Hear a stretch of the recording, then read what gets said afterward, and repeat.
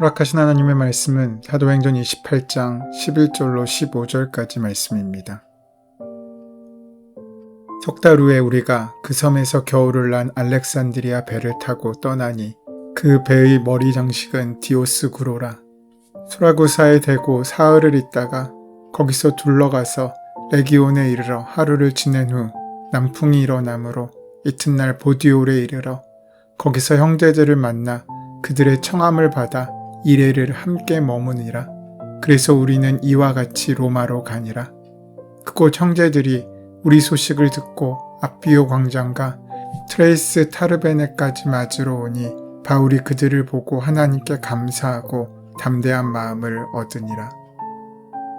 사도행전을 크게 두 부분으로 나누어 본다면 1장부터 12장까지의 베드로를 중심으로 한 예루살렘 사역과 사도들의 행적의 기록과 13장부터 28장까지의 바울 사도를 중심으로 한 로마를 향한 사역으로 나눌 수 있습니다.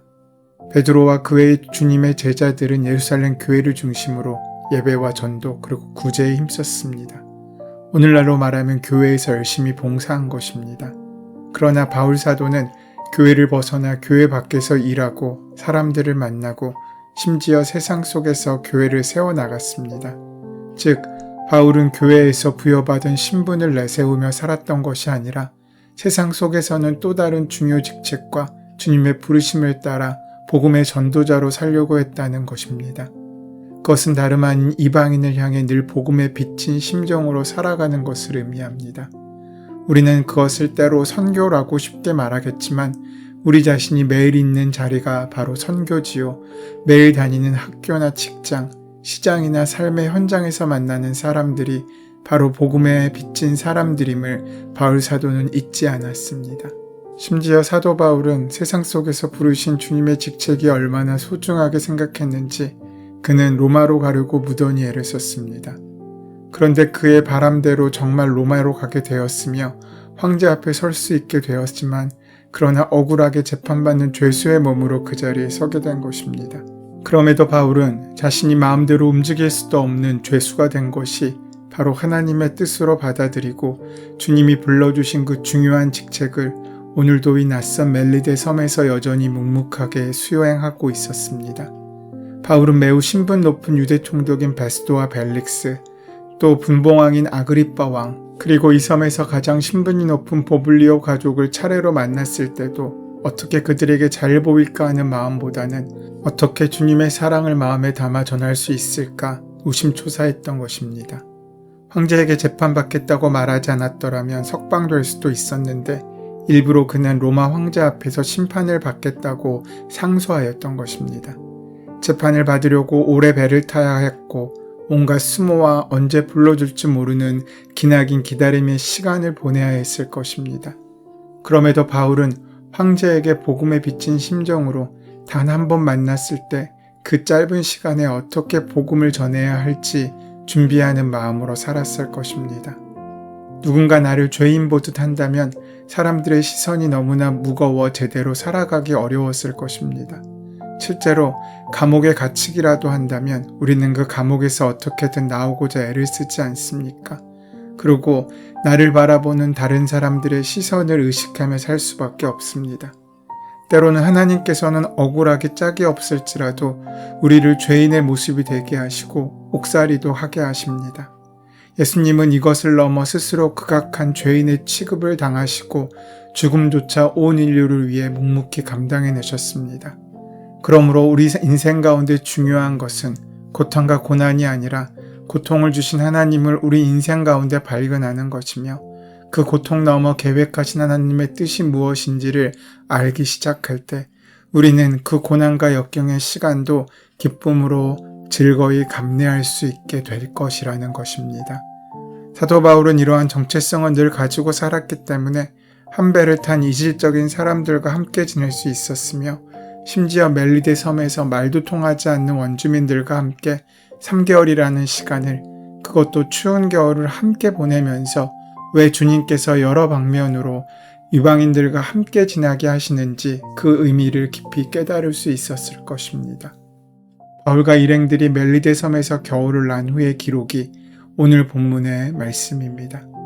석 달 후 겨울이 지난 후에 지금으로 치면 2월 중순경 되는 시간에 사도 바울 일행은 멜리데 섬에서 월동을 마친 후 알렉산드리아에서 출항한 배를 타고 이탈리아를 향해 출항합니다. 사도 바울이 멜리데 섬에서 난파될 때 탔던 배와 동일한 출항지의 배였지만 사도행전을 기록한 누가는 그 배가 다른 배임을 밝히는 차원에서 그 배에 붙어있던 장식물을 언급하고 있습니다. 알렉산드리아에서 타고 떠나왔던 난파된 배는 이집트 국적의 무역선이었습니다. 이제 로마를 향해 떠나는 이 배도 알렉산드리아의 배입니다. 아마도 겨울을 보내기 위해 이 섬에 기항하고 있었던 것 같습니다. 이 배 역시 곡물을 실은 무역선이었습니다. 이제 겨울이 막 끝낼 무렵 서둘러서 로마로 떠나야 하는데 바울 일행이 이 배를 타게 됩니다. 그런데 그 배 머리의 장식이 디오스구로라고 합니다. 그것은 배 이름을 말합니다. 성경은 이 배의 이름과 장식을 우리에게 구체적으로 기록하고 보여주고 있습니다. 거기에는 특별한 의미가 있습니다. 누가는 사도행전과 누가복음 두 권의 책을 기록하였습니다. 이 두 권의 책은 특별히 하나님 나라의 관점으로 쓰여졌습니다. 사도행전도 하나님 나라로 시작해서 하나님의 나라로 끝나는 것을 볼 수 있습니다. 누가는 은유적이고 풍자적으로 본문을 기록한 경우가 많았는데 그 배의 머리 장식은 디오스구로라 하는 본문의 11절 말씀이 그렇습니다.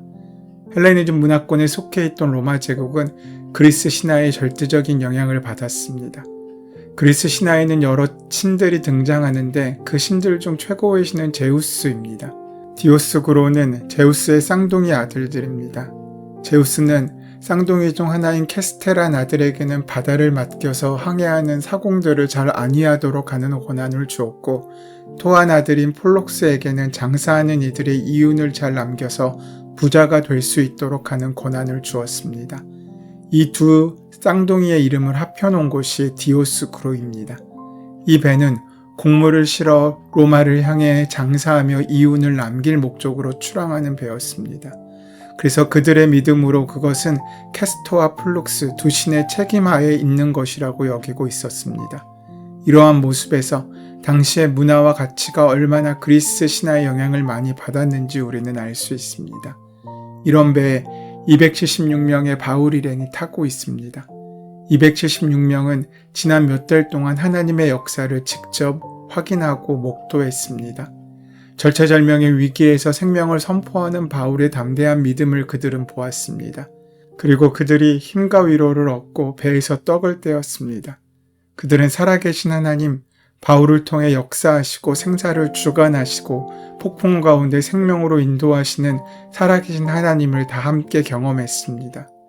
정말로 바울의 예언대로 배는 난파되었지만 어느 한 사람도 예외 없이 다 상함 없이 멜리데 섬에 오르게 되었던 것입니다. 어디 그뿐입니까?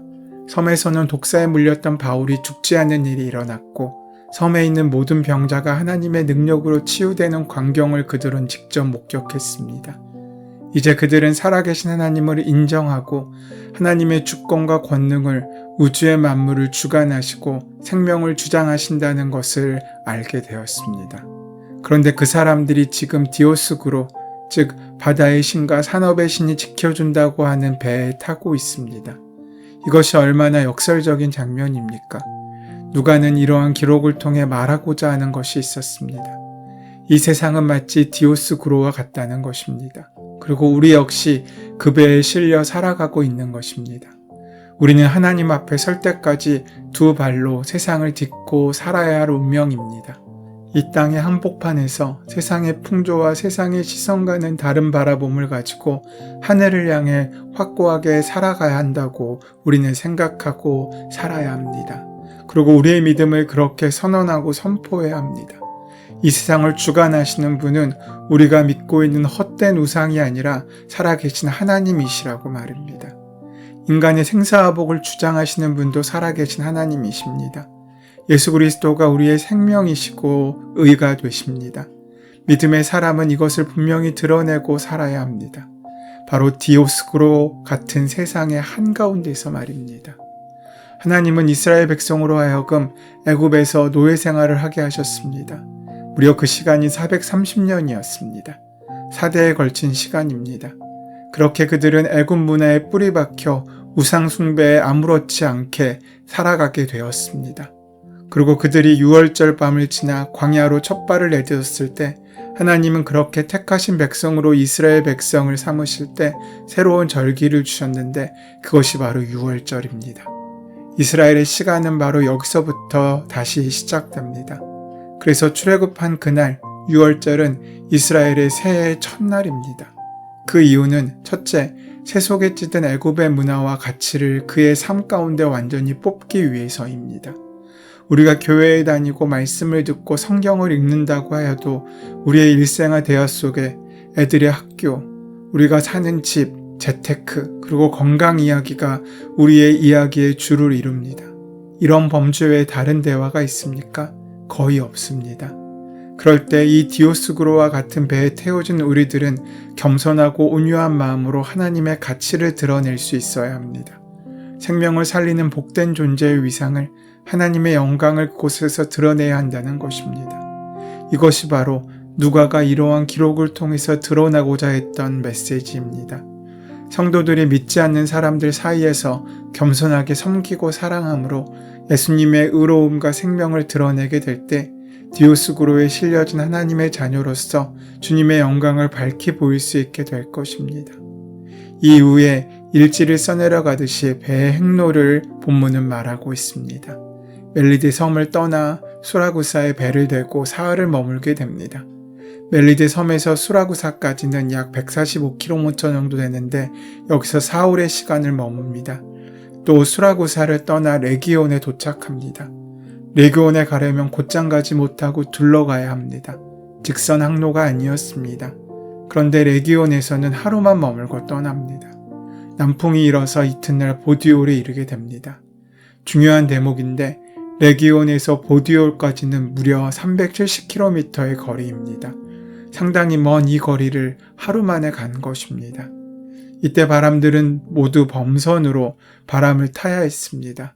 아니면 사람이 노를 저어야 하는데 하루 만에 370km를 간다는 것은 불가능한 일이었습니다.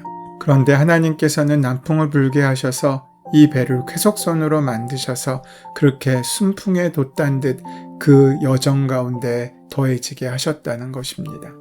이들이 도착한 보디올은 로마로 가는 육로의 첫걸음이 되는 곳입니다. 앞으로 200여 킬로미터의 육로를 걸어 로마의 중심부까지 가야 했습니다. 그렇게 이탈리아 반도에 도착한 바울은 그곳에서 형제들을 만나게 됩니다. 통상적으로 형제라고 지칭할 때는 그들이 믿는 사람이었다는 뜻을 담고 있습니다. 놀랍게도 이미 로마에는 그리스도인들이 있었습니다. 사도 바울은 AD 57년에 고린도에서 3개월 정도 머물면서 로마서를 썼습니다. 로마에 있는 유대 기독교인과 이방 기독교인에게 복음을 확고하게 전하기 위해 편지를 쓰게 된 것이 바로 로마서입니다. 바울이 여러 번 로마로 가고야 했지만 그때는 길이 계속 막혔었습니다. 그런데 드디어 그토록 가고자 했던 로마를 향하는 육로에 서게 된 것입니다. 먼저 로마에 도착하기 전 보디올 지역의 형제들을 만나 그들의 환영을 받고 그들과 일주일을 교제하면서 머물게 됩니다. 그러던 중 로마 형제들이 바울의 소식을 듣고 마중을 나오게 됩니다. 로마에 믿는 형제들이 바울이 왔다는 소식을 듣고 여기까지 맞으러 온 것입니다.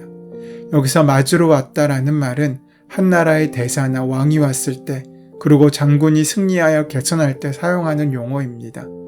왕이나 개선 장군에게만 쓸 수 있는 단어를 바울에게 사용하고 있습니다. 아이러니하게 바울의 신분은 여전히 죄수였고 재판을 받기 위해 로마로 가고 있는데 말입니다. 그런데 누가의 눈에는 그런 바울의 모습이 마치 로마의 심장부로 복음을 들고 개선하는 그리스도인의 대사나 장군처럼 보인 것입니다. 누가의 하나님 나라의 관점에서는 포승줄에 묶여서 들어가느냐 꽃길을 걷고 들어가느냐 하는 형태는 하나도 중요하지 않습니다. 주님께서 나를 부르시고 나에게 사명을 주셨다면 나에게 필요한 것은 오직 목적지를 향해 그 방향을 놓치지 않는 것입니다. 그리고 성령의 충만함으로 힘을 얻어 그 길을 완주하는 것입니다. 그렇게 우리가 방향을 정할 때 주님께서는 우리를 온전히 이끌어 가실 것입니다. 오늘 하루 그 사명감이 변질되지 않도록 우리 자신을 성령님께서 온전히 주장하실 수 있도록 귀하게 맡기고 살아가는 복된 하루가 되시기를 소원하고 축원합니다. 은혜의 주님, 우리를 교회로 부르시고 사명자로 살게 하시니 감사합니다.